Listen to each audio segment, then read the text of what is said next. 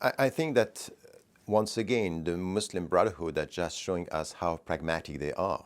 And they have said at the beginning that they were not going to be involved. First, they were very cautious even with the street demonstration. They were not being, they didn't want to be involved.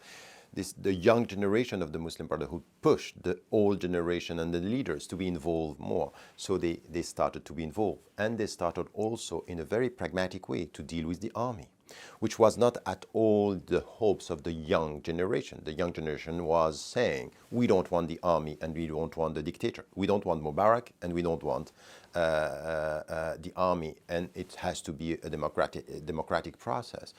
I would say that now they are more confident about the fact that it's possible for them to run for presidency and to be more accepted by the international community. This is the perception, and I think that this has to be read in the light of what is happening in Tunisia.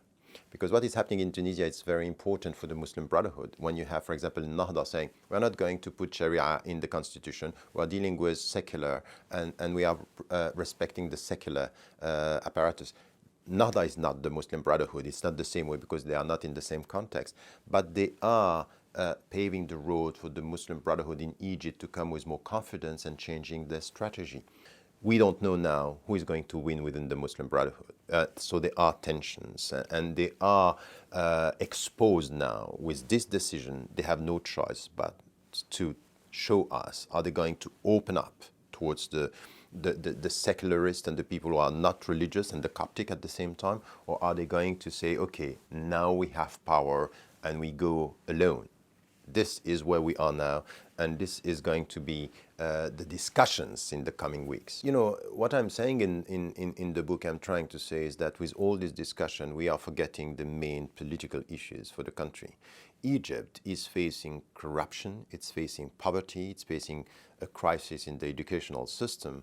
And it's true that the Muslim Brotherhood, as all the Islamists and the reformist Islamists, the legalists, so to speak, were very much involved at the grassroots, as, you know, doing what the state was not doing. That's fine when you are in the opposition. But when you are running the country, it's something else. You need to come with a social policy, and you need to come with something which is putting the priorities right, which is not happening in their discourse now. They are using the religious legitimacy to say, okay, we were in the opposition, and we are coming with this historical legitimacy as the opponent to the dictators. That's fine as the symbol. That's not the right way as the political substance.